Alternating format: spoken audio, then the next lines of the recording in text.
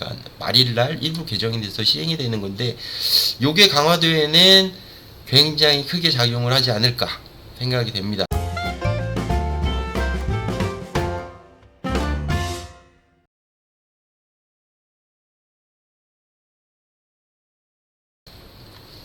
오늘은 말씀드린 대로 체류형 쉼터에 대해서 잠깐 얘기를 해보려고 그래요. 오늘이 1월 1일인데 1월 3일부터 이제 시행이 되는 거고 시행령만 지금 조금 바뀐 상태예요. 시행령만 바뀐 상태고 시행 규칙하고 조례가 바뀌어야 되기 때문에 아직 조금 더 시간은 필요하다. 하지만 준비를 충분히 해야 될 필요는 있다.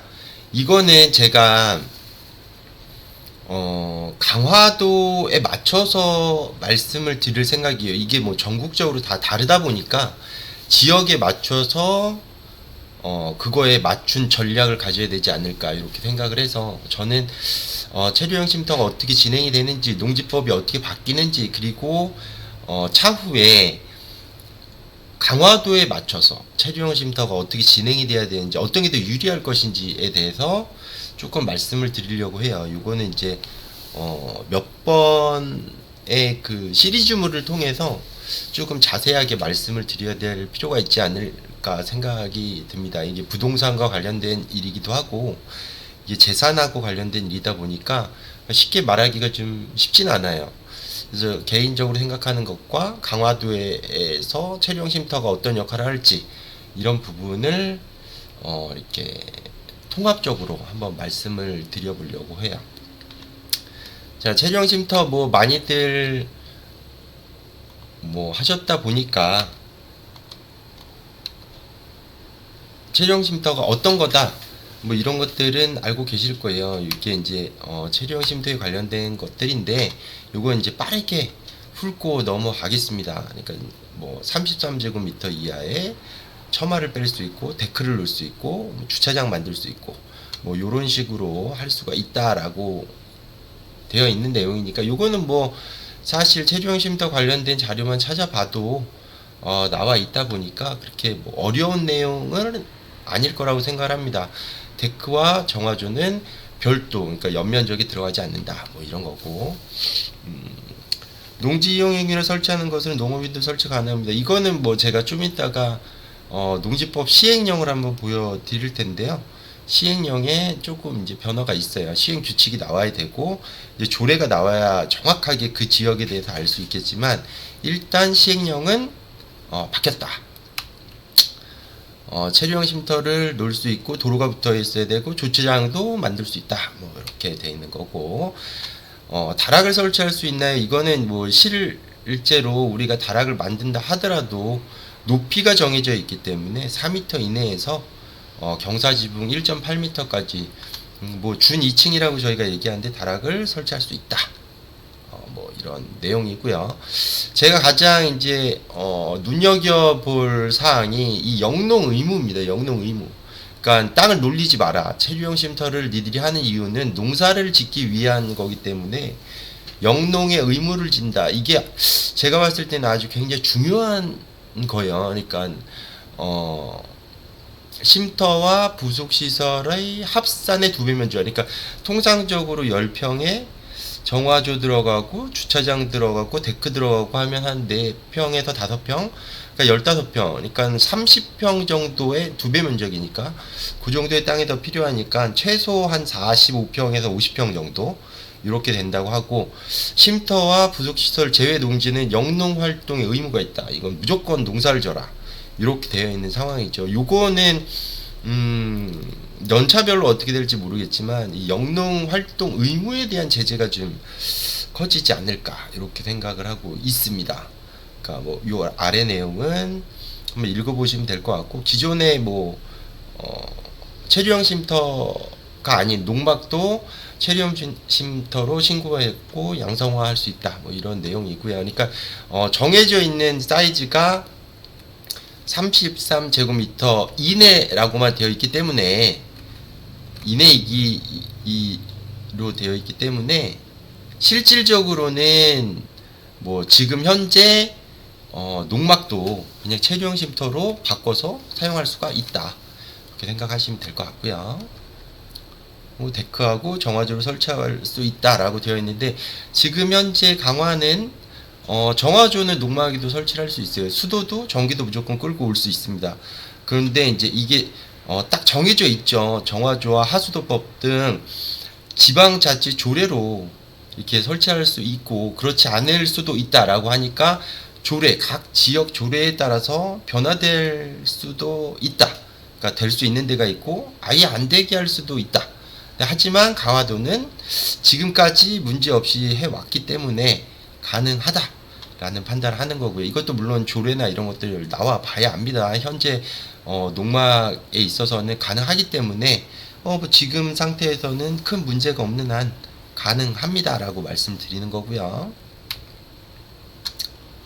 뭐 요거는 앞전에 말씀드린 앞의 내용하고 똑같은 거예요. 그러니까 일시적으로 사용하는 것인데 데코와 정화도가 설치가 가능하고 주차장도 한면을 할 수 있고, 농지 대장의 등재 의무가, 이거는 뭐 어쩔 수 없이 등재를 해서 관리를 하고 영농 의무를 하고 있는지 확인을 하겠다는 얘기죠. 그리고 이게 안 돼 있으면 불법적으로 되어 있는 것들이 많기 때문에 이거는 무조건 체크를 해서 등록을 할 거라고 예상을 합니다. 요거는 앞에 말씀드린 대로 2배 이상 합산 면적의 2배 이상의 농지를 보유해야 하기 때문에 약 30평 정도 이상의 농지가 필요하고, 체류형 쉼터를 한다면 최소한 45평에서 50평 정도의 토지가 필요하지 않을까, 이렇게 개인적으로 생각을 하는 거고요.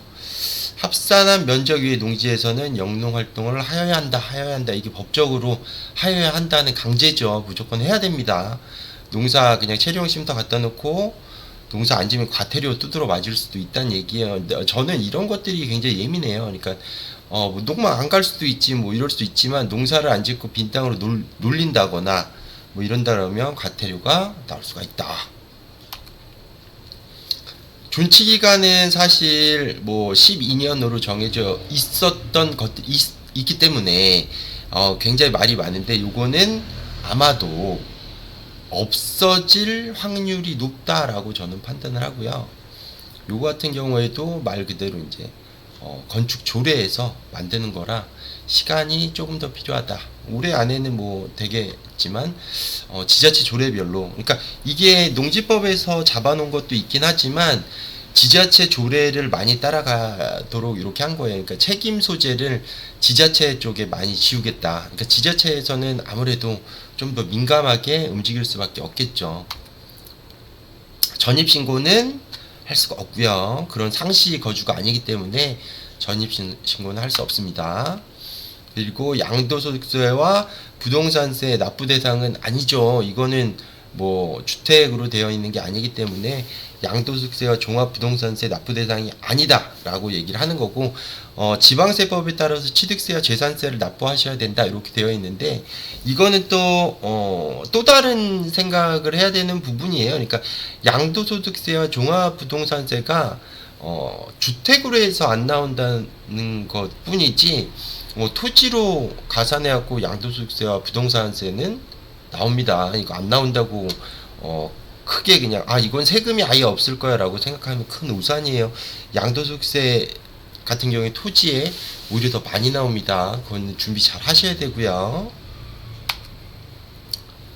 개발 제한구역 농지 뭐 이거는 뭐 그 8개 그 지구 그게 나와 있죠. 그러니까 그거는 토지를 사시기 전에 잘 판단하셔야 될 것 같고요. 강화는 사실 뭐 그런 지역이 이렇게 많지 않다 보니까 큰 문제는 없을 거라고 생각을 하고요.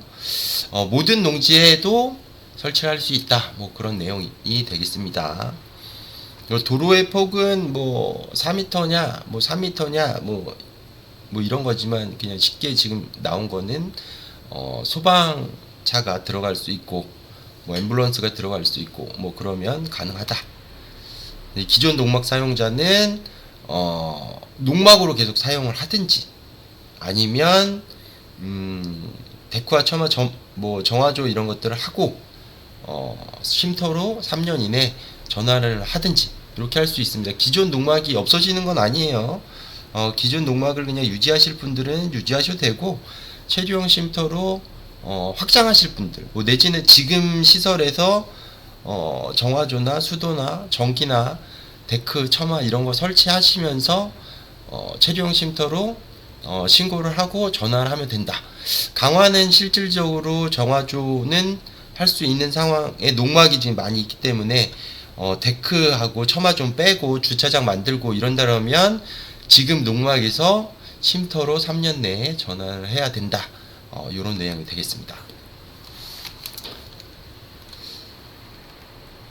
일단 체류형 쉼터에 관련된 내용이 지금 뭐 다들 아시겠지만 농지법 시행령이 어떻게 변하냐에 따라서 이렇게 많이 바뀔 거다라는 예상을 했는데, 실질적으로 지금 뭐 비교 바뀐 게 1월 25년 1월 3일부로 지금 개정이 돼서 시행이 되는 것들이 뭐가 이제 달라졌냐? 여기 목에 체류형 쉼터가 이렇게 들어가 있죠. 체류형 쉼터가 들어가 있어서 체류형 쉼터를 만들어서 운영을 할 수 있게 이렇게 작업은 되어 있는 상태고요. 그리고 체류형 쉼터는 농업진흥구역에서도 이렇게 할 수 있다. 없었던 게 들어와 있는 상황이죠. 이렇게 들어와 있다라고 하는 거고, 지금 여기서 뭐 새로 또 만든 것 중에 이렇게 파랑에 이렇게 수직 농장, 식물 공장의 설치, 이게 이제 가능하다고 이제 신설이 되었습니다. 신설이 되었고요. 그리고 지금 뭐 농업진흥구역에서 농자재 뭐 시설을 뭐 만들 수 있다, 뭐 이렇게 발표 난 것들이 있는데, 이거는 사실 일반인들이 할 수 있는 건 아니에요. 이거 신설이 되어 있긴 하지만 다음 각 목의 요건을 모두 갖춘 시설이 되어 있고, 농업협동조합법에 따른 조합이 설치를 해야 되는 거예요. 조합이 설치를 하는 거기 때문에 개인이 설치하는 게 아니고 영농조합이 설치를 하는 거다, 이렇게 생각을 하셔야 될 것 같고, 요거는 그러니까 뭐 개인이 막 만들 수 있다라는 것은 아니다, 이렇게 생각을 하시면 될 것 같아요. 농지법이 이제 뭐 삭제가 되고 몇 가지 이제 들어왔고 뭐 이런 것들이 있는데, 제가 봤을 때는 이 농지법은 그렇게 현재까지 그렇게 많이 변화된 건 없어요. 그러니까 시행 규칙이 나와야 될 거고, 뭐 지금 3단 비교표를 이렇게 보시면 지금 농지법 시행령은 개정이 일부 됐어요. 일부 됐고, 지금 시행 규칙이 아직 개정이 안 됐습니다. 6월 28일자로 이제 이렇게 되어 있기 때문에 요거는 조금 더 봐야 된다. 날짜를 조금 더 봐야 된다. 이렇게 보시면 될 것 같아요. 지금 제가 이제 농지법하고 체류형 쉼터가 진행이 되면서 강화도에서는 이걸 어떻게 받아들일 것이냐에 대해서 이제 민감하게 뭐 설치하실 분들도 그렇고, 부동산을 지금 뭐 거래하고 있는 공인중개사 분들도 그렇고, 의문도 있고, 뭐 어떻게 될 것이냐에 대한 판단이 서지 않은 상태이기 때문에 그거에 대해서 조금 자세하게 몇 편에 따라서 개인적인 생각과 강화도에서 어떻게 될지에 대해서를 좀 파악을 해보려고 해요.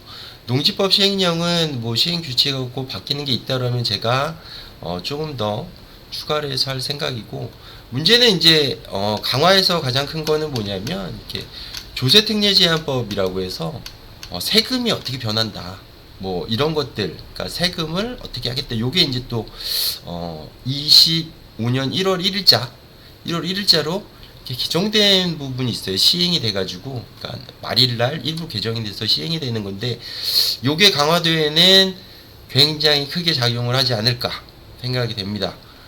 이거는 뭐 타 지역은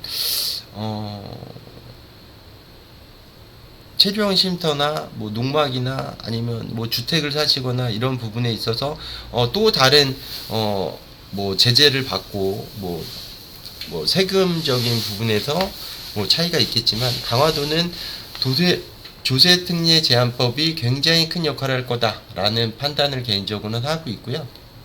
이것 때문에 농막을 유지할 것이냐, 체류형 쉼터를 갈 것이냐, 그리고 체류형 심사가 아닌 주택을 갈 것이냐, 요거는 좀 나뉘지 않을까 이렇게 생각을 하고 있습니다. 요거는 다음 편에 제가 다시 테스트를 해가지고 특례 제한법을 조금 더 구체적으로 파악을 할 수 있도록 하겠습니다. 오늘은 여기까지만 하고 다음 두 번째 장에서 조세 특례 제한법과 나머지 이제 강화도에 필요한 것들, 그리고 어떤 선택을 해야 되느냐, 이 부분을 말씀드릴 수 있도록 하겠습니다.